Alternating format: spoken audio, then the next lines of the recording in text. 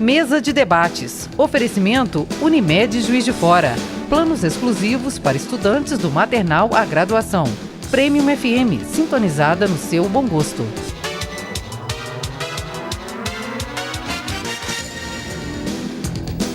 Olá, hoje é terça-feira, dia 4 de dezembro, está começando mais uma mesa de debates aqui pela TVE Juiz de Fora. Muito bom começar mais um dia na sua presença, então já quero agradecer a você que nos recebe na sua casa diariamente. Já te faço também um convite para a gente ficar junto hoje até meio-dia. Hoje a gente conversa sobre o polêmico indulto de Natal e também sobre o Guia de Natal criado pela Secretaria de Agropecuária e Abastecimento. Agora eu apresento para vocês os debatedores do nosso programa de hoje. Bom dia, Pasqualino, tudo bem? Bom dia, Caio, tudo bem? Meu amigo Zé, de toda terça-feira, doutor Bruno, doutor Dalton. Realmente um tema muito polêmico aí na primeira parte, né? Acho que vai ser bem esclarecedor. E na segunda parte também muito esclarecedor para os consumidores, né, da cidade e todo mundo que nos assiste. Um programa de esclarecimento, não é sempre, mesmo? Sempre. Bom dia, Zé, tudo bem? Tudo bem, cara. Bom dia. Bom dia, ilustre companheiro de bancada, Rogério. Bom dia, ilustres convidados. Bom dia, senhores telespectadores. Bom dia, senhoras telespectadoras. Cara, realmente o assunto é da maior importância porque a sociedade toda está ligada a essa questão de indulto de Natal, porque isso é uma coisa muito séria, né? Então, é uma preocupação muito grande. E aquilo que eu sempre, eu já constatei, sempre em dezembro, vem aquelas caixinhas de maldade no Congresso, ou seja, lá no Supremo. Parece que o povo fica ligado ao Natal e questão de Réveillon e tal como Natal, eles desligam um pouquinho, eles aproveitam a situação para dar as decisões que desagradam o povo, né? Mas vamos ver, vamos debater, nós estamos com um especialista aí hoje, muito gabaritado, para a gente dar atenção e vamos ver se as mensagens chegam lá também ao Supremo Tribunal Federal. Sim. Agora eu apresento para vocês os convidados do nosso programa de hoje. A gente recebe o presidente da Comissão de Direito Constitucional da OAB-JF, Bruno Stigert. Bom dia. Bom dia a todos, bom dia amigos de mesa, bom dia telespectadores e telespectadoras. Eu já adianto que não sei se o programa é tão esclarecedor. O indulto de Natal nos últimos anos se tornou, ao pé da letra, um perdão sem precedentes, e acho que a gente vai mais problematizar do que esclarecer, embora os conceitos básicos sejam possíveis de trazer. Realmente é uma questão complexa, como disse o nobre amigo Zé Lúcio, o Natal é um período onde as pessoas se distraem com ideias de fraternidade, solidariedade, e de fato o poder político se move talvez no contrafluxo, né? Aproveitando esse momento. Não é à toa, por exemplo, que vários projetos de lei foram desarquivados nos últimos dias, e muitos envolvendo execução penal e perdão, diminuição de pena e afrouxamento do sistema punitivo do Estado. Verdade. A gente recebe também o assessor da Secretaria de Agropecuária e Abastecimento, Dalton Abud. Bom dia. Bom dia, Caio. Bom dia, companheiro da mesa. Eu estou aqui um pouco destoado, porque vocês vão falar de uma parte ruim da vida dos brasileiros e eu vou falar da parte boa, que é a mesa do brasileiro no dia de Natal. Então vai dar um contraponto interessante, não é, Caio? Vai sim. E é nisso aí que eu estou, inclusive para aprender com os senhores. O senhor vai ser tipo a uva passa da seca, vai exatamente, doce, assim. Exatamente. Eu vou ser o lado bom da vida. Cereja do bolo. Obrigado, viu? Bom, em 2017, o presidente Michel Temer editou o indulto de Natal que ameniza a punição de crimes cometidos sem violência ou grave ameaça, independente do tempo de condenação, se o condenado tiver cumprido um período de quinto da pena. A partir de agora, a gente vai tentar entender os impactos dessa decisão. Bruno, eu queria que você explicasse, a gente falou que as pessoas, às vezes, elas ficam distraídas e outras apenas desconhecem. Essa não é uma medida de agora, né? Ela já vem de vários outros governos, mas por que ela tem causado uma polêmica tão grande dessa vez? A pergunta é curta, mas a questão é extensa. Vou tentar ser simples. O indulto, ele está previsto na Constituição de 88, no artigo 84, inciso 12. É um ato de competência privativa do presidente da República, onde, via decreto, ele edita anualmente um decreto presidencial possibilitando a diminuição de pena, o perdão total, dentro de um limite máximo ou mínimo estabelecido a cada ano em um decreto específico, que é esse decreto presidencial. O que acontece com o decreto de 2017, que é o objeto da ação direta de inconstitucionalidade, que o Supremo Tribunal Federal está julgando, e gerando no próprio Supremo uma grande divergência e na opinião pública, de um modo geral, mais divergências ainda. É que desde 2015, já ainda no governo Dilma, os decretos de indulto eles vêm diminuindo os requisitos para a aplicação do indulto. O indulto, portanto, vamos iniciar, é uma possibilidade de perdão ou diminuição de uma pena ou de relaxamento da mesma por ato privativo do presidente da República, discricionário do Poder Executivo. Em 2015, o requisito era 1/3 da pena e o limite era de 12 anos no máximo para ser titular desse decreto, poder receber esse decreto e, consequentemente, o indulto. Ou seja, a pena máxima não podia passar de 12 anos e o cumprimento tinha que ser de 1/3. 4 anos de pena cumprido e a pena não podia ser superior a 12 anos. Em 2016, caiu para 1/4 e ainda estabeleceu o teto de 12 anos. Mas o decreto de 2017, o inacreditável decreto do presidente Temer, estipulou 1/5 do cumprimento da pena e qualquer pena. Não estipulou mais o mínimo de 12 anos para a concessão e disse que, cumprido 1/5, a pena pode ser extinta via decreto de indulto. O que isso nos dá enquanto sinal, tanto na perspectiva do direito, quanto na perspectiva da sociedade? Nitidamente, os punidos no mensalão, eles se enquadravam no decreto de 2015. Os punidos na Lava Jato se adequam nos decretos de 16 e 17.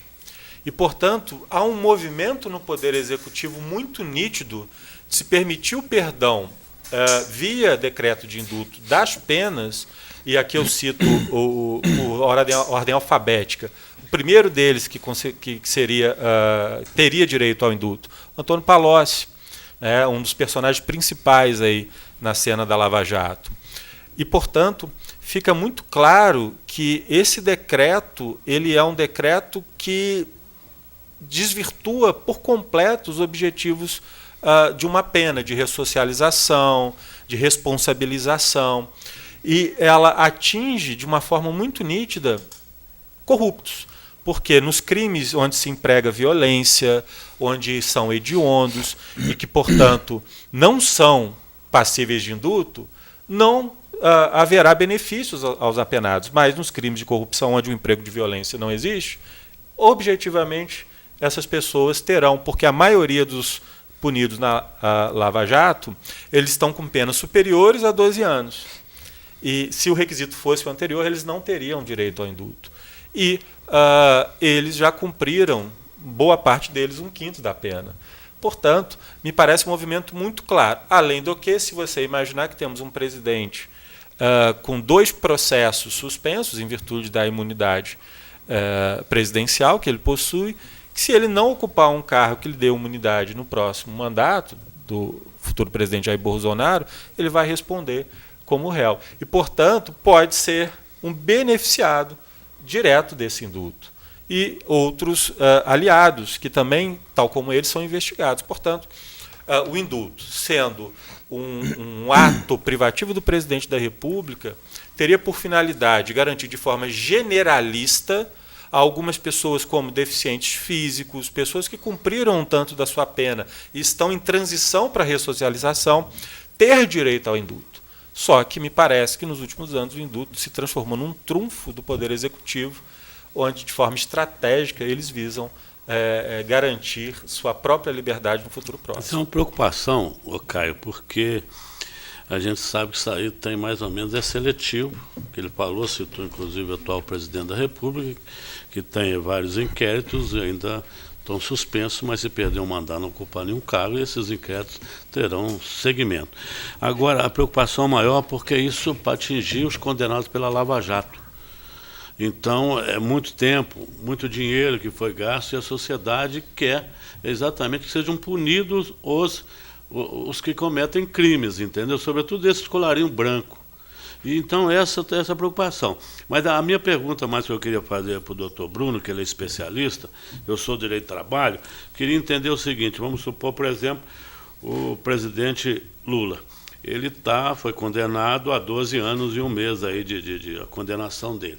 Mas o processo dele está em tramitação, como o de outros também, Eduardo Cunha e outros condenados aí, de um modo geral, pela justiça brasileira.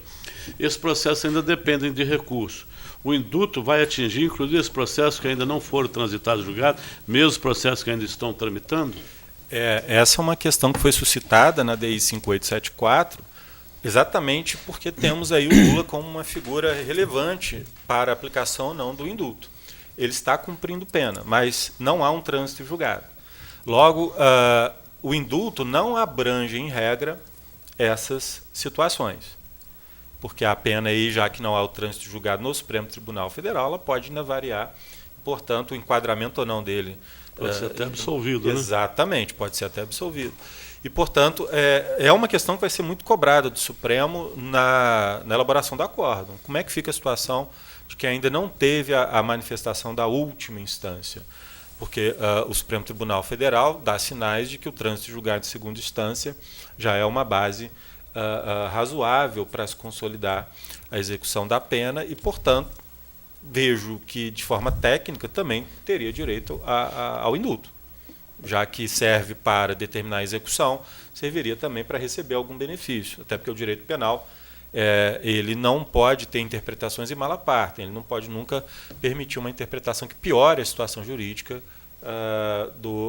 da parte, né? No caso do preso.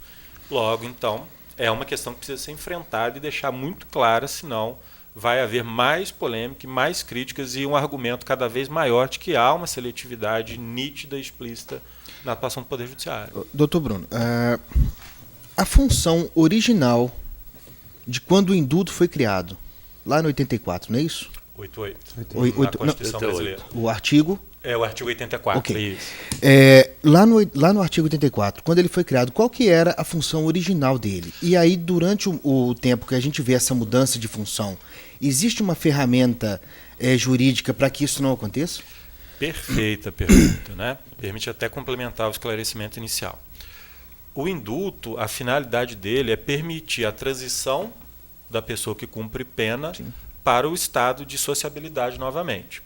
Portanto, ele visava atender pessoas que tinham cumprido já um certo tempo de pena, que não tinham praticado crimes violentos, pessoas que adquiriram ou já possuíam alguma limitação física ou de saúde.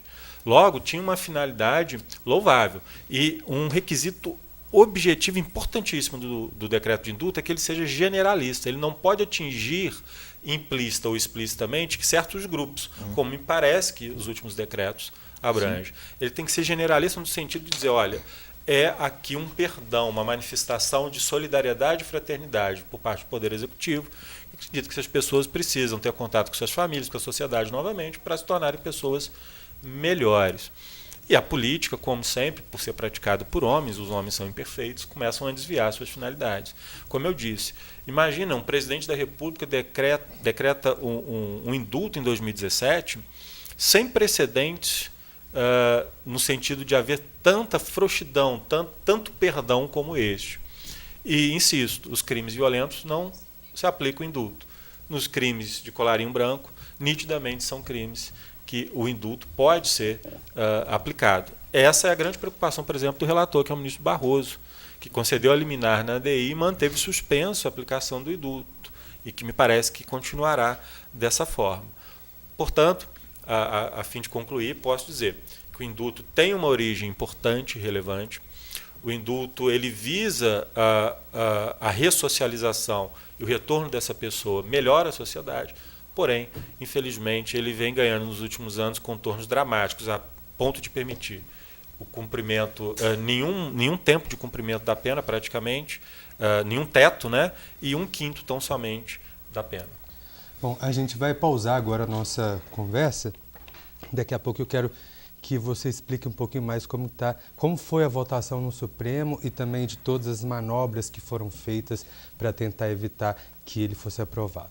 Bom, a gente agora vai para o primeiro intervalo e já voltamos com a mesa de debates aqui pela TVE Juiz de Fora.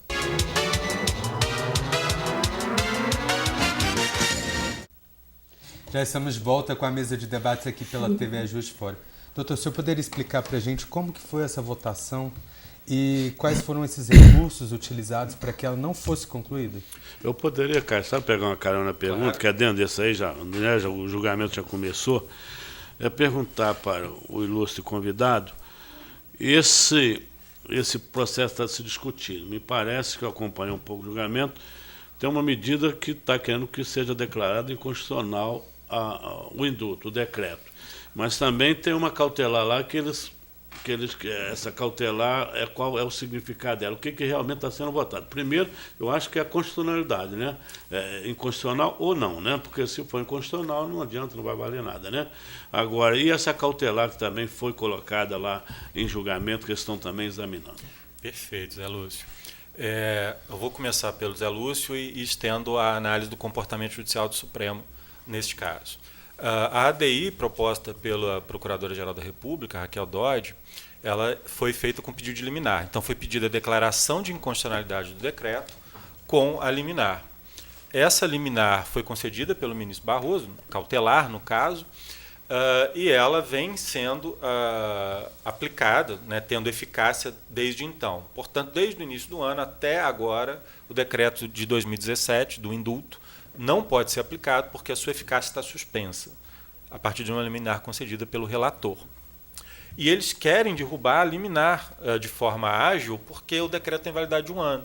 Ele terá que editar um novo decreto e provavelmente ele não vai ter tempo de fazê-lo. E, logo, a possibilidade desse decreto ter validade, porque, vamos supor, se o decreto tiver o mesmo conteúdo do ano passado, ele vai continuar suspenso, porque vão entrar com uma nova ADI e dizer, é a mesma norma, então ela tem que ficar suspensa até a manifestação final do Supremo. Então, o Temer está, de algum modo, amarrado pela decisão do Supremo Tribunal Federal. E a grande questão, né, que se discute é a queda da liminar, foi o que, de forma veemente, o Gilmar Mendes manifestou, quando o Toffoli suspendeu a sessão, decretou o resultado, porque já foi formada a maioria, mas suspendeu porque todos precisam votar. E o Gilmar, não, eu quero antecipar meu voto. O Celso de Mello também quis antecipar. O Fux, estrategicamente, pede vista. A liminar, a cautelar, fica em vigência, suspendendo a eficácia do indulto, e o indulto, portanto, não pode ser aplicado. Foi a saída que o Fux achou, pelo menos provisoriamente, para tentar acomodar as posições dos ministros, que nesse momento se mostram muito divergentes.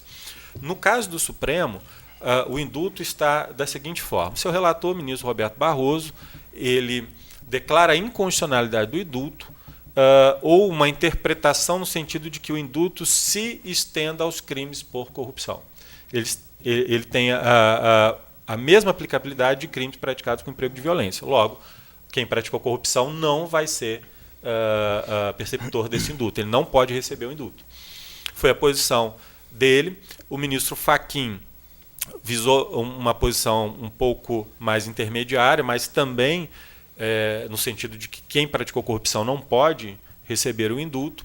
E os demais ministros que votaram, como Rosa Weber, Marco Aurélio, Toffoli, Lewandowski, votaram pela constitucionalidade do indulto, mas o argumento era o seguinte: este é um ato privativo do presidente da República. Portanto, é um ato administrativo de discricionariedade pura e que o judiciário não pode fazer o controle. Ressalta-se que não é essa a posição que o Supremo adota sobre o controle dos atos administrativos pelo Poder Judiciário. Nos últimos anos, a ideia de separação de poderes ela ganha mais contornos de controle recíproco entre os poderes do que necessariamente de independência absoluta. A nova separação de poderes é aquela onde cada instituição e cada poder do Estado recebe controle do povo e das outras instituições. Logo, essa visão muito estranhíssima do Supremo recentemente, no sentido de que o que se decide no âmbito do indulto não pode ser objeto de controle de constitucionalidade. Ora, essa não é a posição do Supremo em diversos casos, e me parece, então, que é uma espécie de refúgio, de receio ou de medo do Supremo para atacar essa decisão do presidente da República. Ou talvez, como muitos dizem, um acordo feito por cima para que todo mundo se saia dessa tensão sem se queimar, sem sofrer maiores consequências. Mas essas são análises possíveis, não estou fazendo afirmação, mas são questões... Bruno, também acho que é importante esclarecer, como você salientou, o ministro Fux pediu vista, então está suspenso o julgamento, e que nós sabemos que dia 20 agora começa o recesso, né, forense até o dia 6 de janeiro. Se você vê a possibilidade de ser votada essa matéria aí, até a semana que vem, ou é quase... e você salientou também que o decreto tem a validade de 1 ano, né? Exato. E está praticamente vencer. Você acha que ainda vai ser votada esse ano essa matéria? Primeiro, eu acho que não. Acredito, pela postura que o ministro Fux tem adotado nos últimos anos, que ele vai colocar na mesa o seguinte: temos uma saída honrosa institucional para isso, porque pegou mal para o Supremo já. A maioria se formou, a decisão já existe, e pegou mal, porque isso dá um sinal errado da função do Supremo Tribunal Federal ou do que ele pretende tutelar. Ele é ou não guardião da Constituição. Não vejo, nesse momento, o grupo do Barroso e do Fachin, talvez a Carmen Lúcia, dialogando numa visão institucional com outro grupo que se mostra mais liberal neste momento, com um discurso mais liberal. Então, se não houver uma espécie de acomodação dessas posições, o que eu acho muito difícil, a minha opinião de que não haverá julgamento até o Natal, que, portanto, ele não será declarado constitucional, mesmo já tendo a maioria formada. Porque, por incrível que pareça, né, veja como, às vezes, um ministro consegue travar o andamento da casa. Então não vai ter indulto esse ano. Eu acredito que não haverá indulto esse ano. O ministro Fux, sozinho, consegue desconstruir o trabalho de parte do colegiado que já tinha formado a maioria. Isso a gente chama de comportamento estratégico dentro de uma corte, dentro de um tribunal. Pedidos de vista, formulação de acórdãos ou elaboração de acordos são estratégias que ministros ou juízes utilizam para ganhar capital institucional, capital político, capital com opinião pública. E o Fux sabe fazer isso muito bem. O Barroso nitidamente vem adotando nos últimos tempos uma posição anticorrupção, às vezes até exagerada. E, do outro lado, você tem Marco Aurélio, Carmen Lúcia, o Gilmar Mendes, a Weber, que oscilam muito em suas posições, o que deixa muito insegura a posição do Supremo com relação à questão da presunção de inocência, da função do direito penal, de qual é o seu papel na aplicação do direito penal, porque não é uma função característica de uma Suprema Corte. Então, estamos em um momento delicado. E, por isso, então, acho que o Fux, como vem sendo nos últimos tempos muito estratégico, ele vai segurar isso. O recesso, como você falou, está aí. Não vejo como um caso que está na pauta essa semana, só se eles escolherem isso do nada, de repente. E, portanto, não vejo possibilidade do indulto ser liberado esse ano. O que causa estranheza é alguns fatos, né, nos últimos meses de recebimento de aumento de salário, por mais que você tenha direito, está impactando 6 bilhões por ano na nossa economia, e aí depois vem essas coisas, ficam tudo muito obscuro para a gente que é de fora, né? Quando eu perguntei sobre a Constituição, o texto dela específico, lá no 84, para quem dava, no artigo 84, para quem dava direito ou não isso, é porque se for com viés mais humanitário, quem está lá recebendo indulto, meu amigo, esses caras assim, só tem bandido lá e todo mundo com dinheiro no bolso e todo mundo vai sair lá e vai voltar para suas mansões e tal. Me pareceu muito injusto isso, porque de humanitário não tem nada. Tá me parecendo muito mais um viés político, né? É nitidamente o desvio de finalidade no Instituto, né? Sim. Até porque, para mim, implicitamente, ele está perdendo a sua principal característica, que é a da generalidade. É isso. Para conceder benefícios a grupos específicos. De algum modo, a cultura brasileira sempre teve isso introjetado, né? Não são bandidos. Quem rouba ou quem pratica corrupção não é ladrão. Infelizmente, a lógica do terno e gravata ainda prevalece na nossa cultura. A gente precisa, mais do que uma revolução jurídica, precisa de uma revolução cultural nesse ponto. Doutor, essa é mais uma medida impopular tomado pelo Supremo, né? Que às vezes a população ela fica sem saber como participar dessas decisões no Supremo, porque não fomos nós que colocamos eles lá, então a gente não tem como acompanhar, fiscalizar igual a gente faz com os nossos candidatos. Como que a população pode participar mais ativamente, né, dessas decisões, e se é possível realmente? Essa é uma questão que o Brasil, a academia brasileira no campo do direito, da ciência política, vem se debruçando há algum tempo. Antes de tudo, é preciso dizer que uma corte constitucional ela é uma corte contramajoritária. O que isso significa? Ela protege direitos fundamentais e principalmente de minorias que não participam do processo político. Imagina depender de uma afirmação constitucional legal de direitos de mulheres, de homoafetivos ou homossexuais, de transexuais, de índios, quilombolas e etc. O legislativo não se move nesse sentido porque essas medidas trazem pouco retorno político. A gente sabe disso. É preciso esclarecer num primeiro momento isso. Mas como poder da República, ele precisa ter ouvidos. Ele não tem que ser omisso ou indiferente ao que pensa a sociedade. Ele não pode decidir com base no que diz a sociedade somente. Ele tem que analisar vários fatores e principalmente a vontade da Constituição. Porém, você tem hoje institutos que permitem a atuação direta da sociedade civil. O Instituto do Amigo da Corte, Amicus Curiae, onde associações e grupos que têm interesse numa causa determinada podem pedir o ingresso na causa para se manifestar e dar sua opinião, e a opinião pode influenciar ou não. As audiências públicas, que são antes do julgamento e que visam ouvir também pessoas com conhecimento técnico, social, político, institucional sobre a matéria. Isso permite uma abertura da jurisdição constitucional. Um autor alemão muito estudado nos últimos anos no Brasil, chamado Peter Eberle, ele fala, a jurisdição constitucional é uma sociedade aberta de intérpretes da Constituição. Então, um tribunal ele tem que ser poroso nesse sentido, mas ele não pode se valer só por essa vontade popular. Ele tem que se preocupar, sim, enquanto instituição, e os sinais que o povo dá a ele. E usar esses sinais da melhor forma possível. Ele não pode usar só clamor popular, mas ele tem que usar o clamor popular, a vontade da Constituição, o que diz as leis, juntando tudo isso com a serenidade que se espera, a prudência que se espera de um ministro de uma corte constitucional, tomar as melhores decisões possíveis.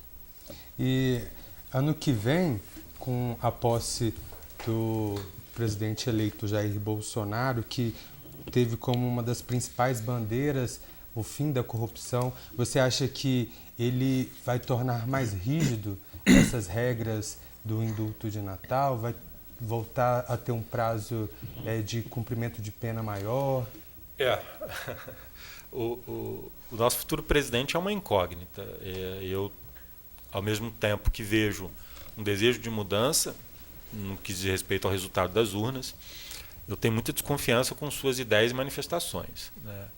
Até porque os nomes, alguns deles já nomeados para assessorá-lo, seja em ministérios ou diretamente, são também nomes envolvidos em escândalos. E ele tem recebido pressão popular, alternado muito suas manifestações e ideias, que por um lado é bom, sinal de que ele respeita o povo, ou teme, um ou outro, e por outro lado mostra que a insegurança num país como o Brasil, para ser presidente da República, é um atributo muito ruim. Eu acho que insegurança é uma coisa, prudência é outra. Ele está muito inseguro, porque acho que de vez ele percebeu que Brasília, e as articulações políticas no Brasil não são para amadores. E você imagina que o próprio Supremo Tribunal Federal vira e mexe, toma chapéu do Legislativo e do Executivo, pessoas que a gente pressupõe preparadas. Imagina alguém que teve uma vida enquanto legislador pouco ativa, mas que, em virtude de um antipetismo, de um anti-esquerdismo, seja lá a denominação que as pessoas preferirem, entrou no vácuo de uma geração de políticos que não soube fazer do Brasil um país melhor. Não significa que todos apoiam o presidente, ou que essa bandeira, é a minha percepção, contra a corrupção, necessariamente ele levanta. Eu acho que a manifestação popular das urnas foi um basta a um ciclo que começou muito bem, mas que se mostrou desvirtuoso nos últimos tempos e que levou o país a uma situação muito delicada. Ok. Bom, a gente agora vai para mais um rápido intervalo. Já voltamos com a mesa de debates. Mesa de debates. Oferecimento Unimed Juiz de Fora. Planos exclusivos para estudantes do maternal à graduação. Premium FM, sintonizada no seu bom gosto.